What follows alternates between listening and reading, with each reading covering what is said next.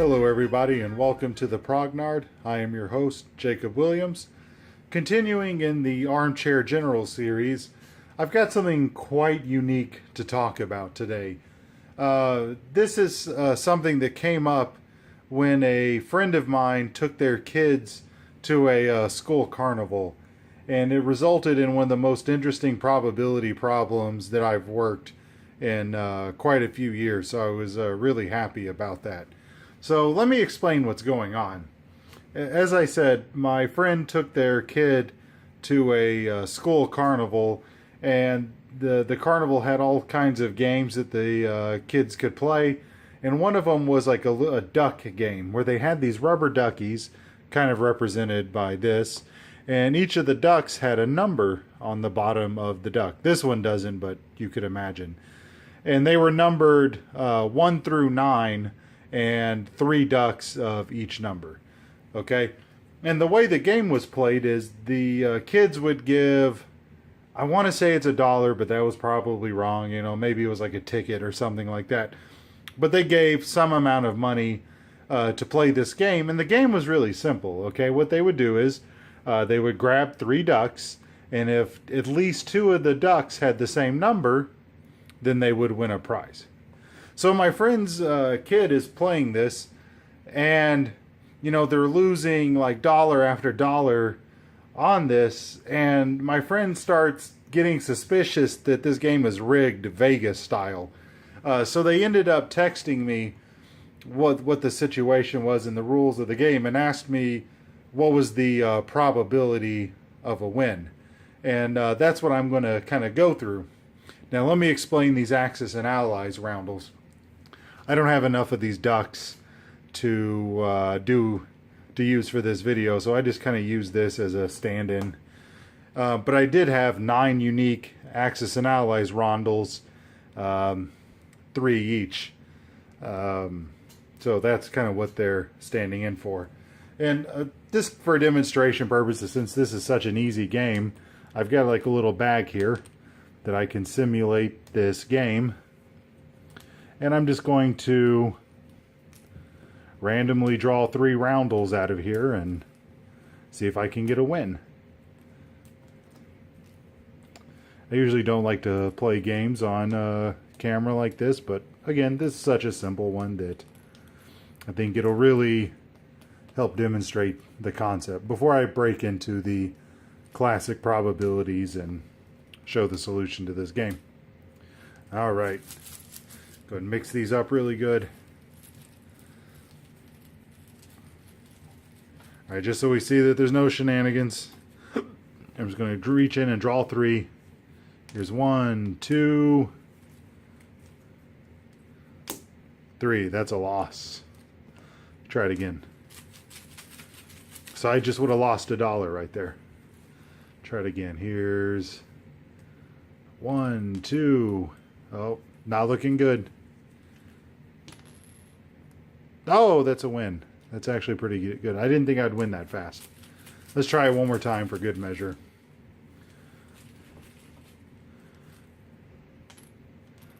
And one more. That's a loss. So I've lost 2 out of 3. Let me do one more here. So 1, 2, 3, another loss. And don't know if I'm going too fast. But you get the idea. So that was 1 in 4 games. 1, which is a small sample size, so I won 25% of the games. Now, let's take a look and see what the probability of an actual win is. Alright? And now keep in mind, as I do this math, this is a kid's game. This isn't a game that everyone in Vegas is playing, so I think that's hilarious. I think you'll think it's hilarious once we're done with this and show the sad state of the world. Okay, let me, now that I'm all focused in here, what's the probability here? Well, first of all, we have 2 cases in which results in a win. You can either get 2 ducks of the same color or 3 ducks of the same color. Okay, and we got to calculate these together or sorry, we have to calculate these individually and add them up because it's an or, because either you can get 2 ducks or you can get 3 ducks. Okay, now these are not independent probabilities, because when I draw a rondelle out of the bag, or if a little kid picks a duck, they've taken one away from the pool of available ducks. So we can't handle these a lot of the ways that I have my individual dice games. But here's what we can do. First of all, I said we're going to simulate the choosing of the things with the choose operation. And for those of you who may not have taken a statistics course or anything, look up the choose operation or combinatorics if you want to learn more. Basically, choose is a mathematical operation that you'll usually see on your calendar looking something like X, NCR, Y. All right. Anyway, all right, let's take a look. So what are the cases when we choose exactly 2 ducks of the same number? All right. So first of all, there's 9 different numbers, 9 unique numbers, 1 through 9. Or in my simulated case, there's 9 different country roundels to pick from. So we're going to do 9, choose 1. Okay. Now, once we pick what I'm going to call a rank, so a rank would be, either 1, 2, 3, 4, etc. Once we pick a rank, then of those 3, we have to choose exactly 2 of them. Okay? And now, what about the third thing we picked? Well, we really don't care, but at this point in the experiment, we've taken 2 ducks or roundels, whatever the case may be. So that's going to leave 25 left, because 27 minus 2 is 25. And of those 25 remaining, we just have to choose 1. Now we divide by our sample space, because probability is all about everything that you want divided by everything that could happen. And what's everything that could happen? Well, that would be, out of the 27 ducks, choose 3 of them. Okay? Or what could happen is that out of the 9 ranks, we choose 1. And then out of the 3 ducks in that number, we get lucky and we happen to choose all 3. All right? And then out of the 24 other ducks, we're not going to pick any of them. Okay? And you don't even necessarily need this part to the problem, but I'm doing it to keep symmetry with this term over here. And then again, everything possible is 27, choose 3. Okay?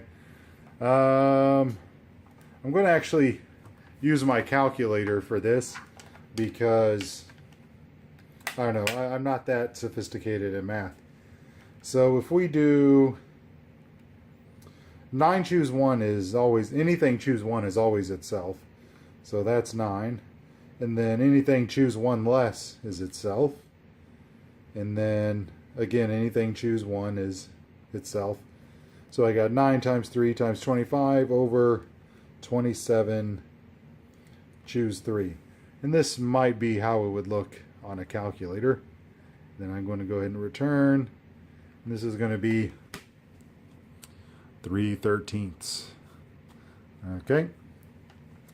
And now we're going to do, so this is the probability of picking exactly 2, which 13/3, that's not even a half. So already you can see the Vegas style rigging on a children's game.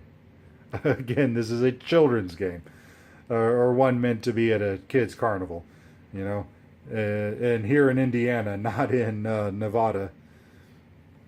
All right, so let's do the other one. We have 9, choose 1, which is 9.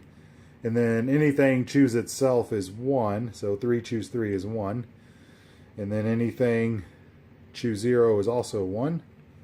And then divide that by 27, choose 3. So looking something like this. We'll hit enter. And that's 1 in 325. That is insane. So 1 in 325. Then if we add these together, because they are mutually exclusive events, so I've got 3/13 plus 1 over 325. And then go ahead and enter on that. 76 out of 325. Now, what is that in a percentage? Because that's kind of a strange fraction. We're not really familiar with that. Where's my convert button? Here we go. Converting that to a decimal gives us 23.4%.